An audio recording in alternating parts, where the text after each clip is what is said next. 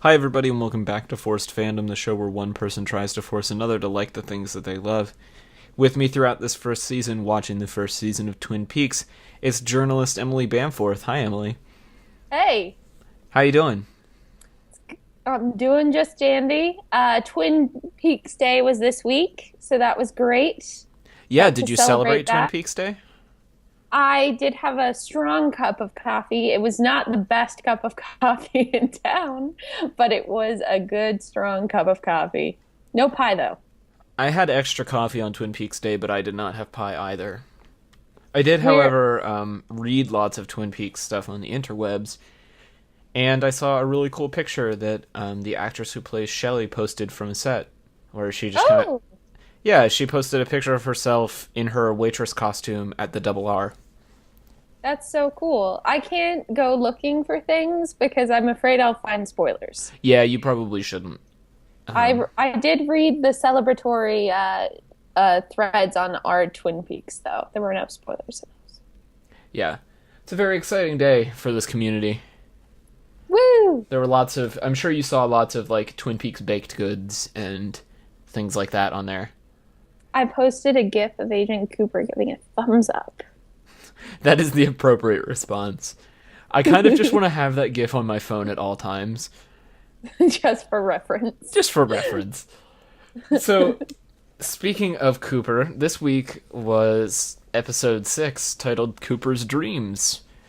And I misled you last week by telling you that there were dreams in this episode, and there weren't. I'm sure you were very happy about that. I was. I was like, when is this dream sequence going to start? Because I don't want to pay attention during it. And then Surprise, it no did. dreams. What we do get is Icelandic people in the Great Northern. That was so amazing. He was so mad. I just love, like, this is a multi-episode arc where there are Icelandic people there, and I'm just so happy with the whole thing. It's so great. Agent Cooper is so touchy. He is. And Diane is hearing about it. Yeah, she's gonna ship him some earplugs. Some very specific earplugs. Yes. And while Cooper's on edge, Audrey is being way too flirty at breakfast. Is Audrey actually 18? I feel like she's not. I feel like she's lying. That's not good. This is That's Audrey. not She lies to literally everyone. Audrey is a lie. Just her entire being is one big lie. Yes, she was being way too flirty at breakfast, and he was just not having it. Yeah, that's really It's, like the first time we see him shut her down. except he did do that weird thing where he did ask her age, which is a little. Yeah, Ooh. and my favorite line in that whole scene is when Audrey says, "I don't believe you were ever my age." What does that even mean? I don't know. I'm just gonna start saying that to people. So, on the other side of the Great Northern, Jerry's back from Iceland and he's in love with a snow queen and she gave him an entire leg of lamb. I'm very happy for him. He always just comes in with the best items. He really does. But then somebody else comes in not carrying any items and generally just being very strange. And that is Mr. Palmer. Yes. Who mostly just needs something to occupy his mind. Sometimes I feel like I'm taking a quiz, I try to quiz you sometimes because I want to make sure that you're paying attention. which is you've caught me a couple times. I have. I'm kind of flashing through these scenes because we can talk more about the Icelanders at the end of the episode when they come back. But I did not think that we would ever be saying that sentence in relation to this show. yes, the Icelanders. We'll talk about them more at the end. Yeah, so our law enforcement professionals are at Jacques Renault's apartment the next morning after they barged in last night. Yes. And it's morning in Twin Peaks, which means we have coffee and donuts. Oh my God, fresh donuts. Fresh donuts, lots of them. They looked really good. So, a few details of the crime. discovered here. Jacques is missing, which we already knew. Bernie jumped bail, but we know what actually happened to him. And it wasn't Laura's blood on Leo's shirt. No, it was not. It was Jacques. Was that surprising? Yes, a little bit actually. I mean, I don't know. I was just kind of like, oh, okay. Like it wasn't that surprising to me. I guess that's fair. Any ideas on how that got there? He punched him in the face. Probably. That is something that Leo does a good bit of. Leo does punch people. That's kind of his MO. Yeah, and hold guns menacingly. So have a long, rad ponytail. He does have a long, rad ponytail. It is 1991. So we find out that Ronette was receiving letters that were being funneled through the magazine Flesh World, and they were being collected at a post office box owned by none other than Jacques Renault. Also, Leo's truck is in the Flesh World ads. This whole thing is very concerning to me. We still haven't figured out what's going on with One-Eyed Jax. Nothing, I don't know if Laura works there. I don't know what she does. I don't know what the connection is, but the poker chip keeps showing up. Just keeps showing up. Yes, it does. What do you think about Flesh World? I think I will talk about it more when they discover a little bit more about it later in the episode. Fair enough. So our next scene is Shelley and Bobby. Being cute. Who are being cute? Is that what you would call that? No. Yeah, that was really awkward. Being concerning. They sure are. Until Deputy Andy shows up. And is awkward. Per the usual. Yeah, and he basically gets played by Shelley. Like, oh, please call me as soon as he gets back. Yeah. Imagine that. One of the weakest people in town gets played by a character who has no idea what's going on. I know, right? Like, it's like the blind leading the blind. It is. Our next scene is at Big Ed's gas farm, where Norma stops by. This made me so sad. I knew this was going to make you so sad, because you had just started to care about Norma, and then this happens. And she's like, I'm sorry. And he's like, oh my God. But what's funny is that it wasn't her to cut it off. It was him. Like, that's the big surprise to me. I thought she was going to walk in and be like, I need to be with my husband and, like, give him my all. And he has to live in my house for parole and, like, all this shiz. And, like, he's the one who's like, Nadine's not well, which kind of just shows how good of a guy he is. But, like, they're both very sacrificing people, and now they're sacrificing being together. And that's really sad because they're, like, the first entirely good people I've seen on this show. Yeah, as Norma says, maybe that's our problem. We never want to hurt anyone. Poor little babies. They're just in love. They are. So our next scene, Audrey is at Horn's department store interviewing for her new job. Audrey's the frickin' worst. She's the absolute worst, and I need her to go away. But she won't. No, she's going to work at the perfume counter. Yeah, because she told him that she was going to work at the perfume counter. With that sultry Audrey's theme playing in the background. Audrey's theme is maybe one of the best pieces of music in this show. I like how it... Oh. It just makes you mad, doesn't it? It just raises my blood pressure. Whenever that happens, I'm like, crap, Audrey's somewhere in this vicinity. And she's gonna do something stupid, and it's gonna make me mad. So we haven't talked a whole lot about music in this show, but you're starting to pick up on characters' themes now? Yeah, I really am. I think it's cool. They all have like little theme songs for themselves, and then whenever something dramatic happens, there's always that very... no, my favorite is James and Donna's. Whenever James and Donna get into one space and that super melodramatic music starts playing, it's great. Yeah, which is also the music over the end credits. Yes. Yes. Yes. So, yeah, the music is something that a lot of people latch onto with this show. You probably know electronic music composer Moby. Yes. Yeah, so Moby is really good friends with David Lynch. And the reason is, Of course he is. well, the reason is that in the early 90s, Moby was obsessed with Twin Peaks. And he really loved Laura's theme. And Yeah. he was playing around with it and was trying to sample it for a song that he was making, and he couldn't get it at the right tempo.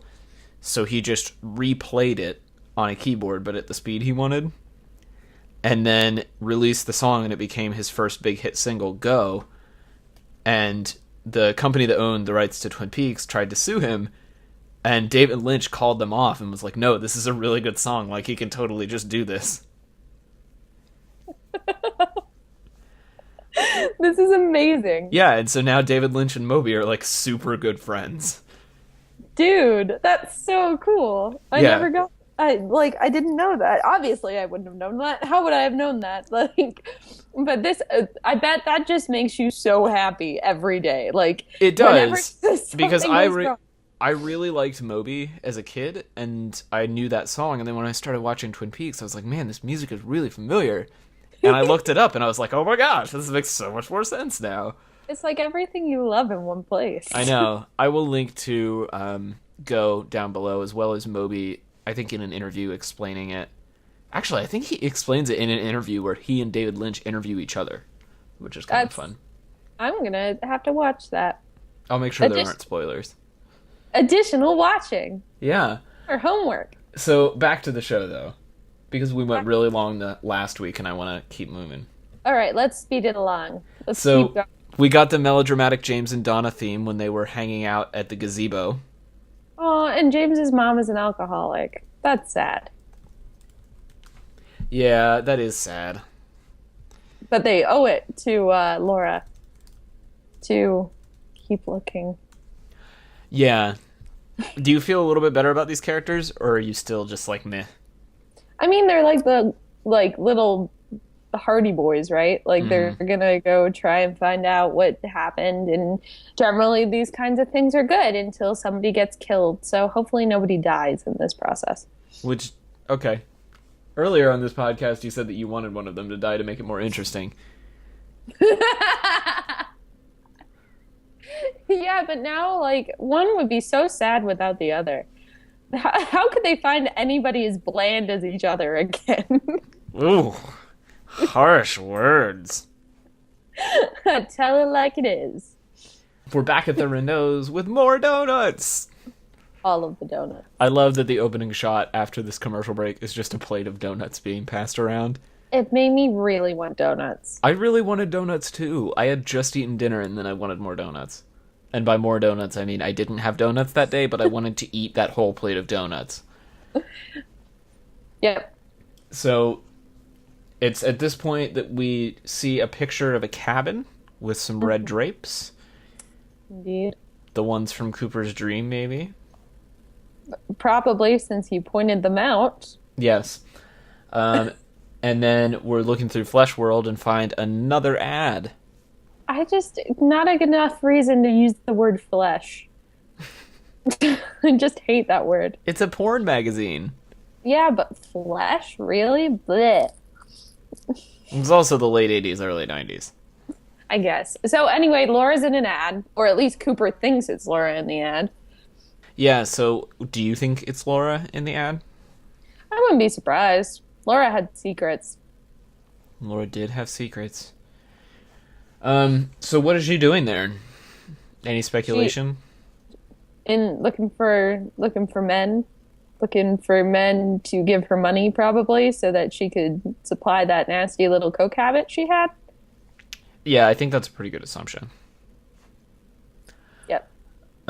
So then, of course, we have to drill it home that Jacques bought a bunch of heating oil, which he wouldn't need in his apartment, which can only mean that it's his cabin.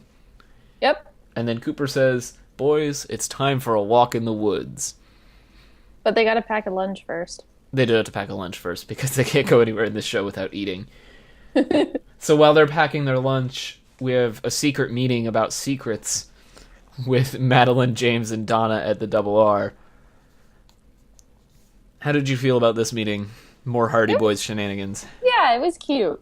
Like, I'm glad that they're tapping into Madeline's knowledge because nobody is at the FBI. Well, I don't Like, know if they know she's in town yet.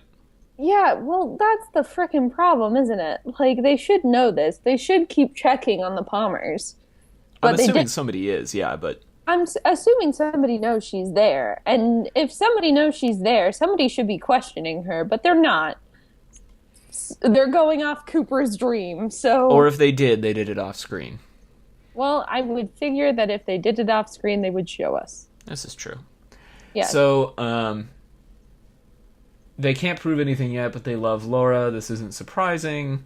Nope. Um, they think Laura has a secret hiding place, Yep. and Maddie felt a connection with Laura. Because they're the same actress. What? If you are interested in anything, stop me. But I'm going to keep breezing through. And then we zoom out to find out that Hank was listening the whole time. Surprise! Hank's out of jail. Is it weird that I'm kind of attracted to Hank? Is that bad? No, it's Like, kind of weird that was how you opened your discussion of this scene, though. well, that's the first impression that I got. I was like, oh, that man's attractive. Wait, it's Hank. He like hits people in the face. Like it's not good. But that's kind of part of it, right? Like he's charming. Yeah. Like he's very charming. He's very manipulative. He's something that like I don't think we've seen yet.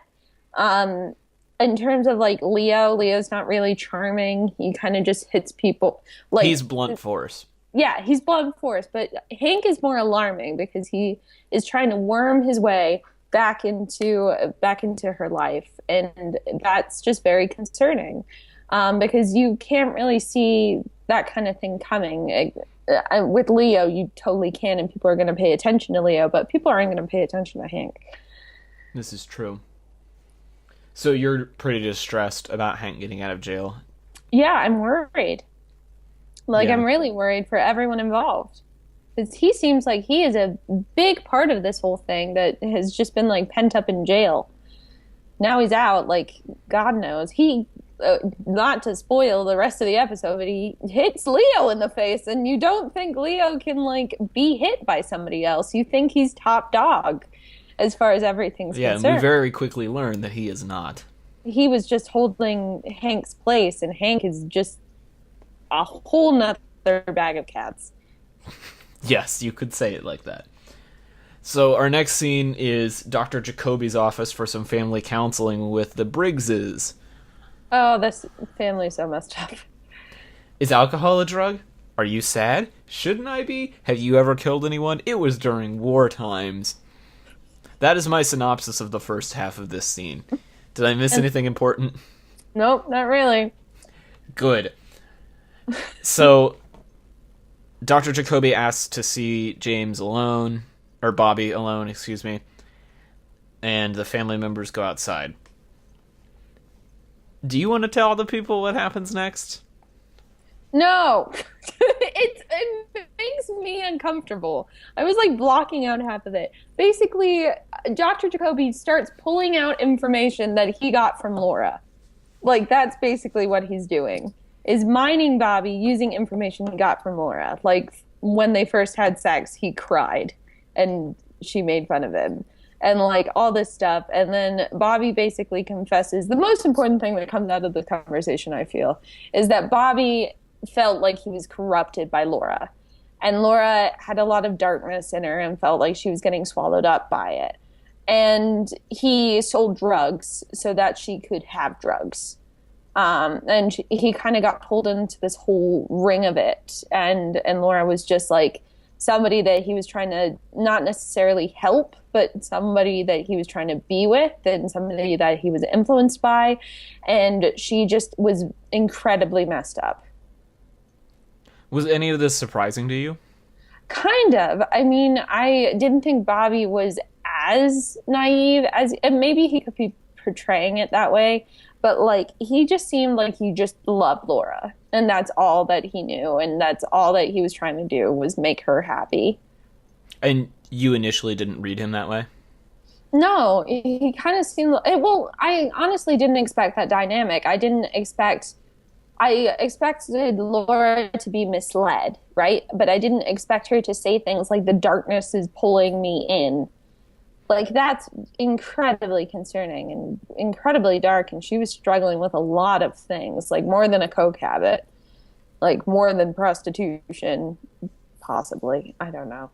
But it was concerning, and it was just like the first in like a series of shocks at the end of that episode. Like I feel like the end of that episode was just like one thing after another. Yeah, this is where the pace picks up after last week being slow. So the cops are in the woods, they're looking around, they hear music, they start discussing. Or no, I'm sorry, the cops are in the woods, they're snooping around, and I skipped a scene. Because they come up on a cabin, but it's not a cabin with red drapes. Whose cabin is it, Emily? I don't know. Whose cabin is it? Whose I forget. I forget. Whose cabin was it? This is the second time you've done this. I'm sorry. I forgot. Who is it? The log lady! Oh, yes! You forgot your favorite character twice now. I forgot that this is where they saw her. Yeah, like, they go to her cabin. I forgot this was her cabin. I honestly just didn't remember. Which is funny because I did not watch this episode very long ago. But like, yes, the log lady's here. The log lady is here and they're taking her seriously, and I'm so excited about it. They move so slowly when they're not afraid. Come on then, my log does not judge. I have tea and cookies, no cake. She is literally me. Literally same. I am the log lady in this situation. So, the log talks about the owls. It's like everything that I get like riled up about all at once. I was gonna say, if there's any scene in this episode that's gonna get Emily riled up, it is this scene with the log. So, Cooper asks the log, what did you see the night Laura was murdered? What do you remember about what the log saw? 2 men, 2 girls, darkness creeping over everything, which could be metaphorical or literal, and owls. The owls see everything. The owls. She talks about the owls in a way that was very appealing to me because I was like, oh my God, she gets it. She knows what's going on with the owls. But yeah, moral of the story, there were 2 men and 2 women in the forest.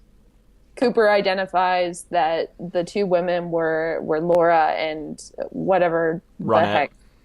Ronette. I forget her name. Not surprising since I got Norma and Nadine's names mixed up for like the first 3 episodes of this.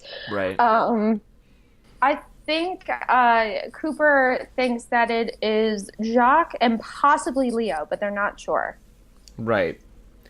And so then, is there any? What else does the log say? What does the log say? Do, do, do, do, do, do, do. I went over the majority of what I remember. Okay. The log says the darkness was pressing in on her. Yes, I mentioned that. We're not sure if it's literal or physical. Yes. Later, footsteps, 1 man, screams far away, 1 voice, a girl, further up the ridge. The owls were silent. Oh, I need to really like just block everything else out when I'm watching this show, because if I don't pay attention for 2 seconds, I miss something. Yes, so what does that information suggest? To you, anyway. The man is screaming? No, the woman is screaming. Oh, so maybe it wasn't the 2 guys in the forest who killed her. Maybe it's the guy who came after? Maybe. I don't know, dude. We do know that Laura had sex with 3 men that night, so... Yeah, what's so funny about this show is that it's so light and comedic, and there's like a lady talking to a log, and then honestly at the end of the day we're talking about like someone who was raped 3 times and then murdered and then wrapped up and put on a beach. Does that strike you as odd?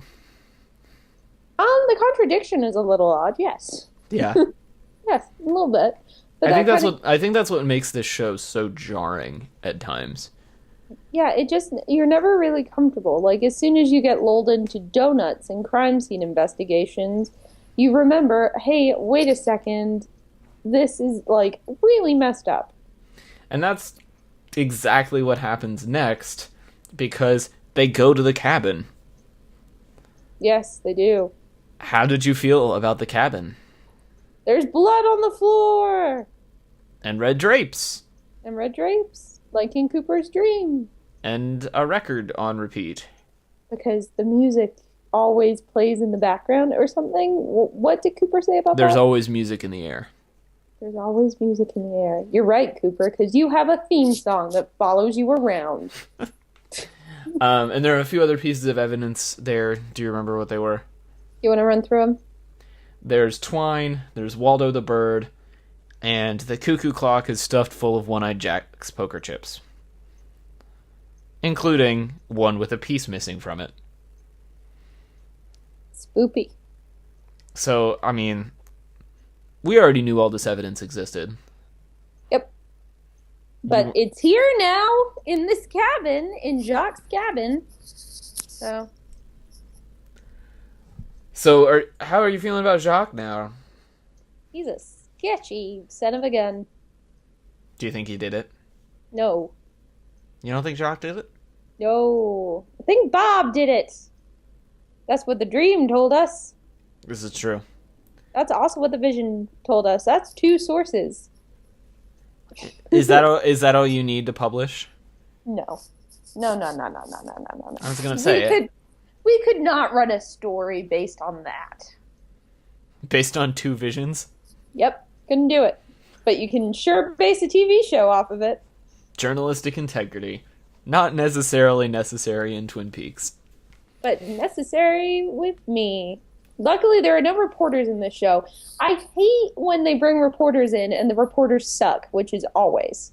Yeah, TV reporters aren't very good at their jobs. No, not good. So, speaking of the juxtaposition, the next scene is full of Icelandic people. And then there's Mr. Palmer. There is Mr. Palmer.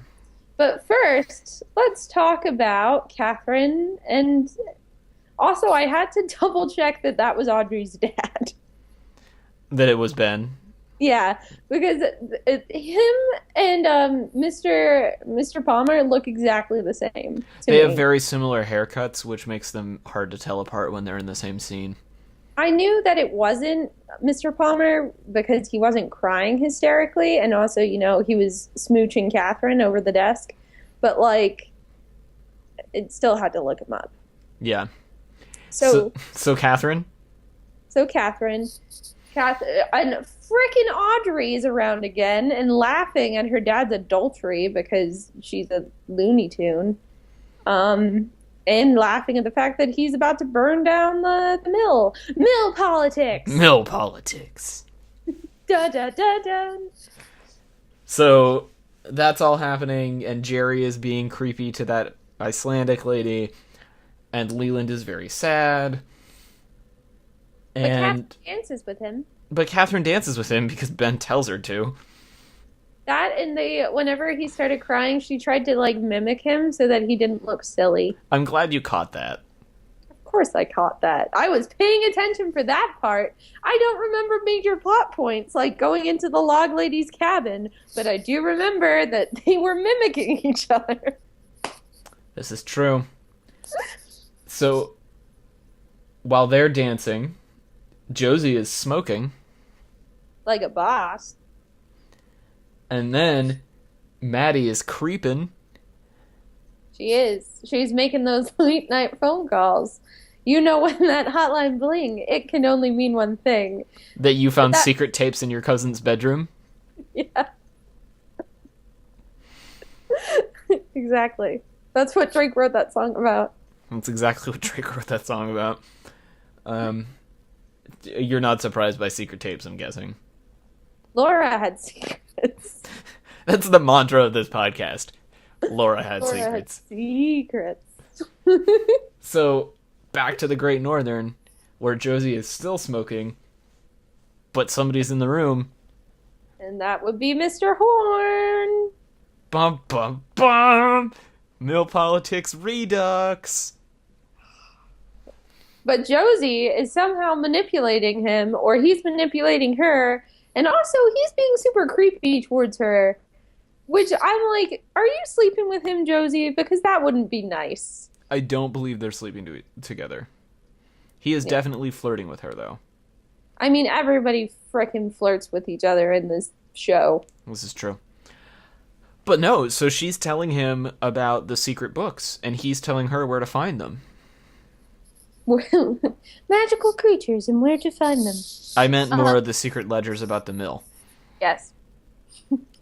So That's are you surprised that Ben is double-crossing Kathy? Yes. I was very surprised.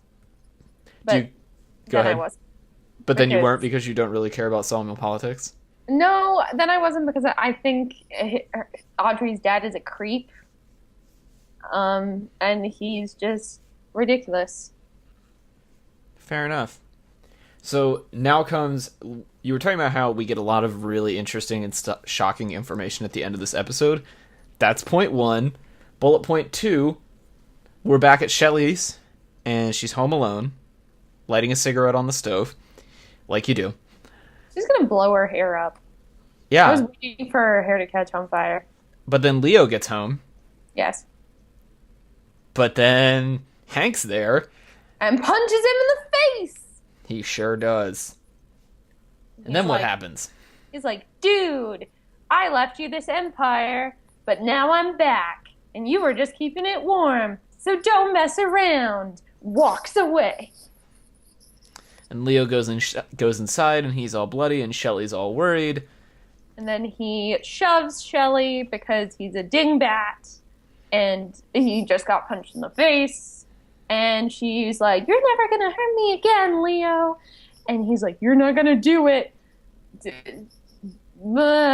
And she shoots him. Were you surprised? No, because she's been working up to that for quite some time. But like, Jesus Christ. She was defending herself. I hope he dies, because if he doesn't, she is screwed. He's gonna kill her. This is very true. And you thought the episode was gonna end there, but it no! doesn't. Oh my god! Oh my god! I've been waiting to talk about this for the entire thing. Okay, let's go. Alright, so Cooper's back at the Great Northern, and he's walking down the hallway, and the Icelanders are singing, and then he gets to his door, and it's open! So he pulls his gun, and I'll let you finish it. He pulls his gun, pushes open the door, which seems to be held open by an antler. I really No, that's the door handle. Oh, gotcha. Walks in. Of course, I noticed the door. I'm like, why is there an antler on it? Goes in, goes through the dark, points his gun at the bed, and says, reach over and turn on the light, in his very stern Agent Cooper voice. And then it's Audrey, who has finally lost her mind and is now naked, presumably, in Agent Cooper's bed and crying that he shouldn't make her leave. Credits. Roll! What are your thoughts on this cliffhanger? Yeah? Mind blown? I didn't think that she'd actually do it. I didn't think she pulled the trigger. Both Shelley and Audrey. I thought Audrey was just a girl with a crush, but no, apparently she's a crazy girl with a crush. Enough that she breaks into Agent Cooper's hotel room and like I really hope he doesn't sleep with her. That would be really bad. Agent Cooper, you need to keep yourself out of that crazy. I would agree with that. So, with all of this shocking new information and guns and naked women and intrigue and donuts, how are you feeling going into episode 7? I feel like I haven't eaten a really good donut in a long time. That's Okay. I had a punchki, but like it's not the same. It's not the same. No. But this was fun. Like the end of this episode was fun. Like I feel like it's all been building up to an episode like this. and it's got the great Twin Peaks thing of having random ass shit happening in the background while like major plot points are happening, and it's got Audrey being crazy and a new dreamy, weird, abusive husband who may have killed someone or like taken away someone's arm. And Leo is finally off the top of his totem pole, and we don't know if he's dead. And oh man, that was a rough one. So you're excited for the next one? Kind of. Kind of. You won't admit it, but you kind of are. Kind of. The fandom is working, everybody. It's not yet. I'm not like setting Audrey's theme to be my ringtone just yet. But Cooper's theme. That'd be a great one. A ringtone. That actually would be a really good ringtone. All right. Well, until next week, I guess you'll just have to have Cooper's theme follow you around the office as you wait to see what happens next. Yep. If people want to discuss, I don't know, sawmill politics with you, where can they find you? Don't discuss sawmill politics with me. I won't engage. But if you want to talk about where to get the best piece of pie in Cleveland, or about the strong cup of coffee you had for Twin Peaks Day, you should look me up at Emily M. Bamforth. On Twitter. On Twitter. Not just generally on the internet. I mean, you could do that too. You could do that. You'd probably find me pretty quickly. Yeah. Well, if you wanted to look me up and talk about all your Twin Peaks themed baked goods that I really wish I could eat with you, because, oh my gosh, some of those brownies look delicious, and so much pie, you can follow me on Twitter at TC Olmstead. We want to thank r/The Black Lodge and r/Twin Peaks, where we will be posting the episode, and we'll see everybody next week for episode 7. Bye-bye.